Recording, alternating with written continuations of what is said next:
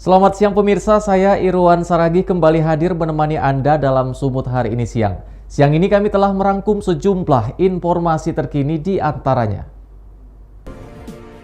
Ayah kandung setubuhi anak hingga melahirkan di Tanjung Balai.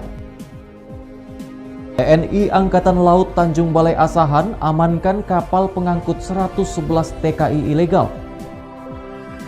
Pemberlakuan pembatasan kegiatan masyarakat di Kota Pematang Siantar. Selain cuplikan berita tadi, kami juga akan menghadirkan beragam informasi lainnya. Pemirsa, kita jelang Sumut hari ini siang selengkapnya.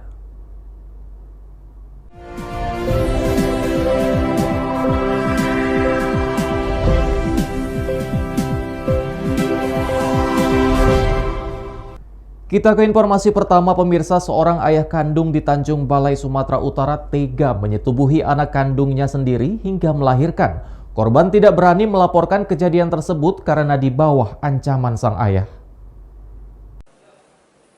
Inilah Jet, pria berusia 47 tahun yang diamankan Unit Perlindungan Perempuan dan Anak Polres Tanjung Balai setelah melakukan perbuatan bejat seksual terhadap anak kandungnya sendiri. Perbuatan ini terbongkar setelah korban melahirkan dan dibawa ke klinik terdekat oleh ibunya. Ibu korban merasa penasaran terhadap kondisi korban yang tidak pernah datang bulan. Pelaku pun mengaku aksi bejat tersebut ia lakukan berdalih karena tidak dilayani sang istri. Saya dengan ibu kandung anak saya sudah lama kabarnya renggang, tidak melayani kebutuhan saya. Oke. Sudah lama nggak bersama Pak ya, berhubungan badan gitu ya? Iya. Udah berapa lama Pak? Itu kurang 3 bulan. 3 bulan. Iya. Tuh, Bapak udah berapa kali melakukan perbuatan terkeji nih Pak? 5 kali. Tempatnya di mana aja tuh? Di rumah semua. Kepada polisi, pelaku mengaku sudah 5 kali melakukan persetubuhan dengan mengancam korban jika melaporkan aksi bejatnya. Ungkap pelaku tindak pidana persetubuhan terhadap anak yang dilakukan oleh orang tua kandung inisial Z alias E terhadap anak kandungnya berumur 14 tahun inisial FA, di mana perbuatan persetubuhan tersebut telah dilakukan sebanyak 5 kali. Disebabkan pelaku selalu mengancam korban apabila memberitahukan kepada orang lain akan diancam dibunuh oleh orang tua kandungnya. Menurut pihak penyelidikan pihak kepolisian, apa alasan ayah bejat ini melakukan perbuatan tersebut? Alasan dari pelaku, notabene-nya orang tua kandung dari korban, dia tidak dilayani oleh istrinya selama 3 bulan, sehingga melampiaskan perbuatan keji tersebut terhadap anak kandungnya. Atas perbuatannya, kini pelaku terancam hukuman di atas 15 tahun penjara karena melakukan persetubuhan terhadap anak kandungnya sendiri. Wanda Pratama melaporkan untuk Evarina TV. Sementara itu pemirsa, suami yang tega menikam istrinya sendiri akhirnya berhasil ditangkap Satreskrim Polsek Labuhan di tempat persembunyiannya di Martubung, Kecamatan Medan Labuhan, Sumatera Utara.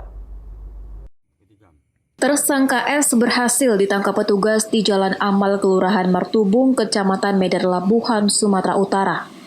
Pria berusia 38 tahun ini tak berkutik saat ditangkap petugas dan digelandang ke Polsek Medan Labuhan. Peristiwa penikaman yang dilakukan tersangka terhadap istrinya terjadi pada 8 Maret lalu di kediaman mereka di Jalan Marelan 1, Pasar 4, Medan Labuhan. Sebelumnya pasangan suami istri terlibat pertengkaran hingga akhirnya menikam leher istrinya dengan pisau dapur sebanyak 3 kali. Dalam kondisi terluka, korban keluar dari dalam rumah meminta tolong. Orang tua serta keluarga yang tinggal di sebelah rumah korban yang melihat kejadian tersebut langsung membawa korban ke rumah sakit untuk mendapatkan pertolongan. Sementara pelaku melarikan diri dan akhirnya ditangkap polisi 6 hari kemudian. Kapolsek Medan Labuhan Kompol Edi Safari mengatakan, pelaku tega menikam istrinya karena cemburu, korban minta cerai dan berniat menikah lagi. Anggota Reskrim Polsek Medan Labuhan mendapat informasi dan selama ini menyelidiki bahwasanya tersangka atas nama Suwandi berada di daerah Sungai Mati. Namun tadi malam inilah kita lakukan penangkapan terhadap tersangka. Menurut pengakuan daripada tersangka tersangka ini cemburu oleh istrinya yang mengatakan ingin cerai. Korban yang mengalami luka tusukan senjata tajam di bagian leher kini masih dirawat di rumah sakit. Wahyu Pratama melaporkan untuk Evarina TV. Informasi berikutnya pemirsa, curi kabel listrik milik PLN di Jalan Brigjen Katamso Medan, satu dari dua pelaku pencurian spesialis kabel listrik mengalami luka bakar. Sempat terdengar suara ledakan dan percikan api di lokasi kejadian. Berdalih tidak punya uang untuk beli susu anak, seorang pria berinisial PS warga Jalan Pelita 2 Kecamatan Medan Perjuangan Sumatera Utara nekat mencuri kabel listrik di Jalan Brigjen Katamso, tepatnya di underpass Titik Kuning Medan, Sumatera Utara. Dalam menjalankan aksinya, pelaku dibantu rekannya berinisial A yang kini masih dalam pengejaran pihak polisi. Diduga tidak mahir saat memotong kabel listrik tegangan tinggi. Kabel bertegangan tinggi tersebut meledak dan mengeluarkan percikan api. Akibat kejadian tersebut, wajah dan lengan sebelah kiri pelaku mengalami luka bakar. Warga yang mengetahui kejadian tersebut langsung menangkap pelaku, sementara rekannya berhasil kabur. Pelaku yang diduga sudah berulang kali melakukan aksi pencurian kabel listrik tersebut, kemudian diserahkan ke Polsek Deli Tua berikut barang bukti berupa gergaji besi yang digunakan untuk memotong kabel. Saat diperiksa petugas, pelaku mengaku terpaksa mencuri kabel listrik karena desakan ekonomi. Dirinya berdalih tidak punya uang untuk membeli susu anaknya. Saya diajak, Pak. Sama kawan, Pak. Kalau udah berhasil, uangnya untuk apa itu? Beli susu anak, Pak. Pulang, Pak. Sering udah ya? Enggak, Pak. Baru kali itu, Pak. Karena aku terpaksa, Pak. Jadi itu tangannya luka-luka kenapa? Ledakan, Pak. Sementara itu, Panit Reskrim Polsek Deli Tua Ibda DP Ginting mengatakan, saat petugas ke lokasi pencurian kabel listrik, pelaku dalam kondisi mengalami luka bakar diduga akibat terkena api saat memotong kabel listrik tersebut. Waktu ditangkap kondisinya ada mengalami luka bakar pada bagian lengan sebelah kiri karena terpercik mungkin api sewaktu dia memotong kabel itu. Jadi menurut pengakuan pelaku, dia bersama dengan seorang kawannya bernama Agus yang berhasil melarikan diri. Dan saat ini pelaku Periadianto Sinaga setelah kita bawa ke Polsek Deli Tua dan akan kita proses sesuai dengan pelanggaran dilakukan, yaitu pencurian kabel listrik. Saat ini pihak PLN Kota Medan masih melakukan perbaikan kabel listrik yang dirusak oleh para pelaku. Kepolisian juga memasang garis polisi di TKP kejadian. Wahyu Pratama melaporkan untuk Evarina TV. TNI Angkatan Laut Tanjung Balai Asahan mengamankan kapal pengangkut 111 TKI ilegal. Beritanya akan hadir sesaat lagi.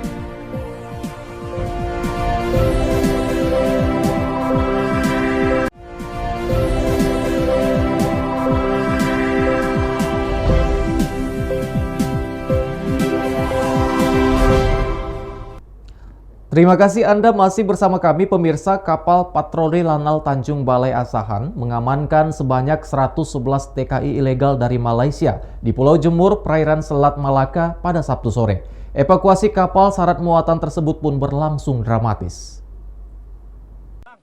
Petugas TNI Angkatan Laut Tanjung Balai Asahan, Sumatera Utara berhasil mengamankan kapal KM Sinar Utama yang mengangkut 115 orang TKI di Pulau Jemur, tepatnya di perbatasan Malaysia-Indonesia. Adapun 115 penumpang kapal tersebut yakni terdiri dari 80 pria, 31 wanita, dan 4 balita.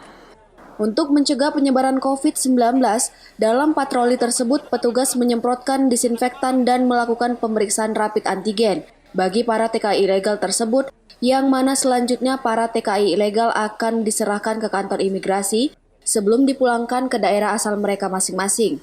Evakuasi para TKI ilegal ini pun berlangsung dramatis. Pasalnya terdapat beberapa anak balita di dalam kapal tersebut, dan untuk mengelabui para petugas, para penumpang pun disembunyikan di palka kapal. Rencananya kapal yang membawa seratusan TKI ilegal dari Malaysia tersebut akan bersandar di Tanjung Balai melalui jalur tikus. Terkait patroli ini, 3 ABK dan nahkoda kapal pun diamankan petugas untuk dilakukan pemeriksaan. Dan selanjutnya para TKI ini akan dibawa ke Mako Lanal guna pemeriksaan lebih lanjut. Setelah kami periksa sampai di sini bersama-sama dengan tugas dari imigrasi, kami periksa ternyata masih ada lagi yang bersembunyi. Sehingga total akhir sekarang jumlah pekerja migran ilegal ini diperkirakan sekitar 115 orang. Jadi terdiri dari 31 wanita, 80 pria, dan 4 anak-anak. Serta ada ABK 3 orang.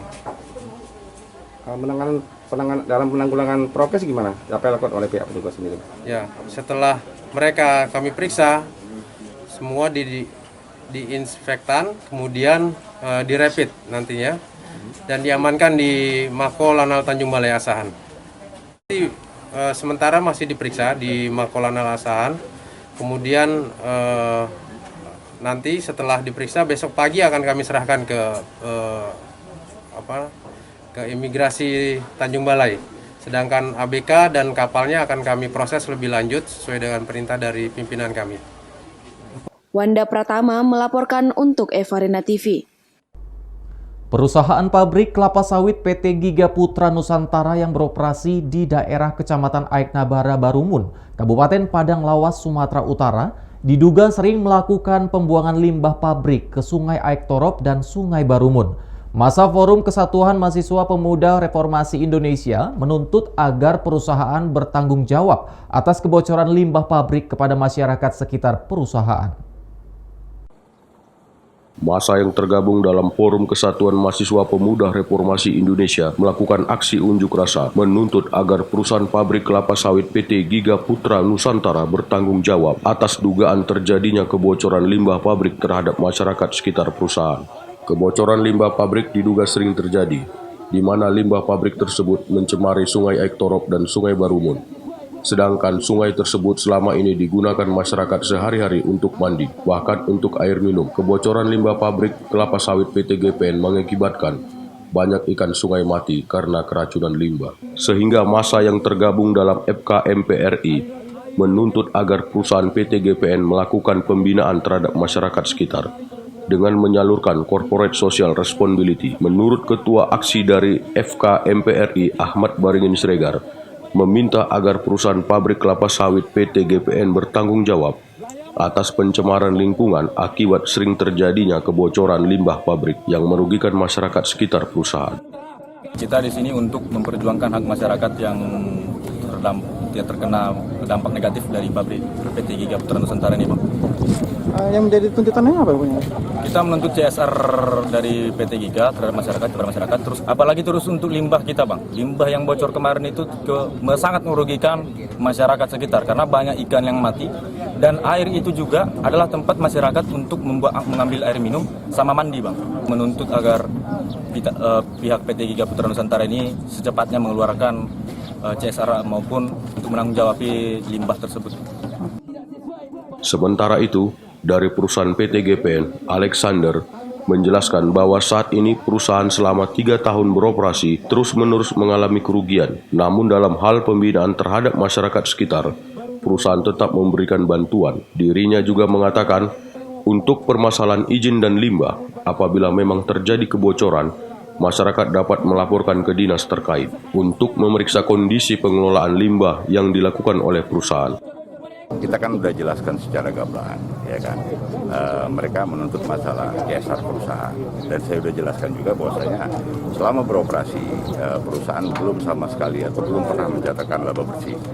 Namun tetap kami lakukan bantuan-bantuan secara spontanitas dalam hal kepemudaan, misalkan dalam hal bantuan perbaikan rumah ibadah ataupun keolahragaan, segala macam sosial budaya tetap kita perhatikan. Kemudian terkait izin usaha dan segala macam, kemudian terkait limbah kita punya dinas terkait dalam hal ini DLHK dan juga dinas perizinan. Makanya saya sampaikan, jika ada kejanggalan di sini, silakan laporkan ke dinas lingkungan hidup. Bersama-sama kita periksa di lapangan, bersama-sama juga kita periksa semua legalitas perusahaan agar sama-sama enak, sama-sama tahu kita seperti itu. Massa yang tergabung dalam FKMPRI di akhir unjuk rasa menyerahkan tuntutannya kepada pihak manajemen perusahaan PT GPN dan kemudian membubarkan diri. Arif Siregar melaporkan untuk Evarina TV. Pemirsa, ruas jalan lintas umum yang menghubungkan antara Kabupaten Nias Utara dengan Kota Gunung Sitoli, Sumatera Utara nyaris terputus akibat amblas. Akibat kejadian ini, para pengendara diminta untuk ekstra hati-hati saat melintasi jalan tersebut. Ruas jalan lintas umum di Desa Hilimbosi, Kecamatan Sitoluori, Kabupaten Nias Utara nyaris putus akibat amblas sekitar 1,5 meter. Seperti diketahui, ruas jalan ini merupakan penghubung antara Kabupaten Nias Utara dengan Kota Gunung Sitoli dan sebaliknya. Amblasnya ruas jalan ini telah terjadi sejak sepekan lalu, di mana awalnya hanya retak di bagian ruas jalan saja, namun semakin hari, kondisi ruas jalan ini pun semakin parah. Untuk mengantisipasi kondisi tersebut, sejak beberapa hari sebelumnya hingga kini, masyarakat setempat secara swadaya menimbun ruas jalan yang patah agar para pengendara tetap dapat melintasi jalan tersebut. Menurut Kepala Desa Hilimbosi, Fatia Rozega, amblasnya ruas jalan ini akibat faktor alam karena berdekatan dengan aliran sungai. Bahkan daerah ini pun merupakan daerah rawan bencana longsor. Oleh karenanya, pengendara pun diminta untuk ekstra hati-hati saat melintasi ruas jalan ini. Dan khusus truk bertonase berat, untuk sementara diharapkan tidak melintas jalur ini sebelum adanya penanganan serius dari pemerintah setempat. Ini ambruk seminggu yang lalu dan makin lama makin menurun dia. Kita buat laporan kepada pihak pemerintah daerah Kabupaten Nias. Nias Utara maksudnya Pak? Nias Utara, khususnya di PUPR. Karena ruas jalan ini sudah rusak, apakah ada jalan alternatif selain ini Pak Kades untuk melalui antar dua kabupaten ini, kota dengan Nias Utara Pak Kades? Memang ada, tapi sekitar 2 km. Tapi biayanya di situ ada jembatan, ada gorong-gorong dan sebagainya. Artinya jalan alternatif itu masih belum difungsikan sama sekali sampai saat ini Pak Kades ya? Belum. Karena yang didanai dari dana desa sebelumnya. Haugo Manozega melaporkan untuk Evarina TV. Sumut hari ini masih akan kembali dengan informasi menarik lainnya. Tetaplah bersama kami.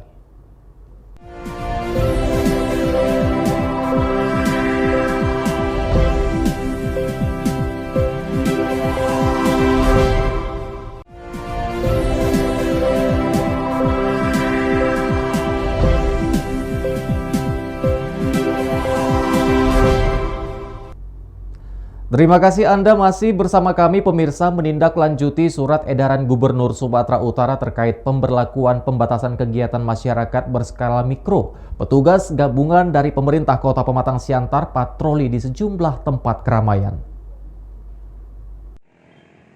Menjadi salah satu daerah yang melaksanakan pemberlakuan pembatasan kegiatan masyarakat berskala mikro, petugas gabungan pemerintah Kota Pematang Siantar mulai menyisir objek vital yang menimbulkan keramaian. Patroli dilakukan secara rutin pada jam-jam yang sudah ditentukan. Hal ini bertujuan untuk menekan angka penyebaran COVID-19, di mana Kota Pematang Siantar berada di zona orange. PPKM diberlakukan di seluruh kecamatan yang ada di Kota Pematang Siantar pada kurun waktu 14 hari dan dilakukan secara persuasif. Masyarakat dan pemilik usaha dihimbau untuk taat protokol kesehatan dan mengikuti jam operasional yang ditetapkan. Sosialisasi dan teguran dilakukan secara rutin kepada masyarakat dalam menekan angka penyebaran COVID-19. Kegiatan malam ini kita melakukan kegiatan penindakan terhadap knalpot gol. Ya. Berikut anak-anak muda yang balapan atau balapan liar di Jalan Stopo Merdeka ini. Ya. Selain razia ada kita sosialisasi tentang prokes. Sebelum daripada kegiatan penindakan melakukan kegiatan prokes dulu PPKM. Ya.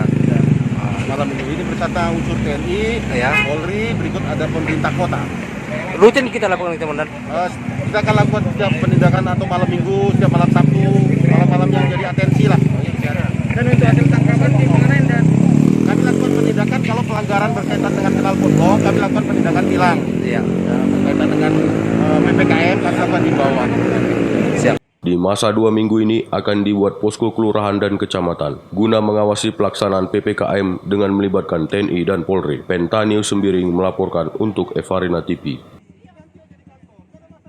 Sementara itu pemirsa, virus corona varian baru B117 terdeteksi di Sumatera Utara. Hal ini diketahui setelah seorang warga Kota Medan terpapar corona B117 dari hasil uji sampel tes swab.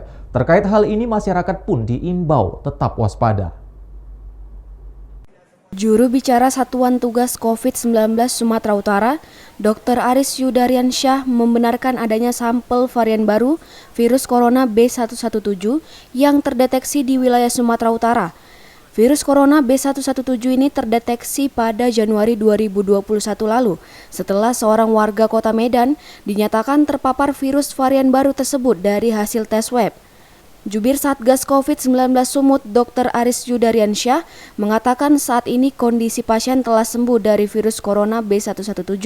Namun hingga kini tim Satgas masih melakukan tracing dan mencari tahu sumber awal virus B117 tersebut.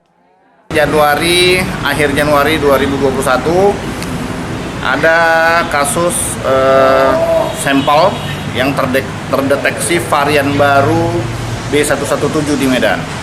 Saat ini kita terus melakukan tracing untuk melihat dari mana sumber penularan yang didapat oleh pasien tersebut seperti itu. Nah, untuk pasien sendiri, ya, karena sejak Januari pasien sekarang sudah sembuh, sudah sehat. 17 ini kan varian baru dari COVID-19 yang selama ini juga sudah ada. Jadi untuk penanganan khususnya kita tidak ada perlakuan khusus lah terhadap penanganan. Cuma Bapak Gubernur Sumatera Utara sudah membentuk tim untuk melakukan tracing. Selain itu, juru bicara Satgas COVID-19 Kota Medan, Dr. Mandohar mengaku telah mendengar kabar virus B117, namun hingga kini ia belum mendapat keterangan resmi. Data pasien tersebut merupakan warga Kota Medan. Ada baru satu, ya. Itu yang menentukan itu nanti apakah dia terpapar dengan yang baru atau tidak adalah sebagai tim ahli. Ya, tim ahli memang betul-betul ada melakukan pemeriksaannya secara detail. Ya kan? Kalau kita petugas taunya yang penting namanya ada COVID, kita tangani. Ada COVID kita tangani. Jadi yang satu itu dalam pengawasan Sumut juga di Dinkes Sumut. Sampai sekarang mungkin iya, karena kami belum mendapat secara resmi gambaran yang jelas dan surat resmi yang mengatakan bahwa ada untuk Kota Medan, penduduk mana, by name, by address belum ada. Gitu.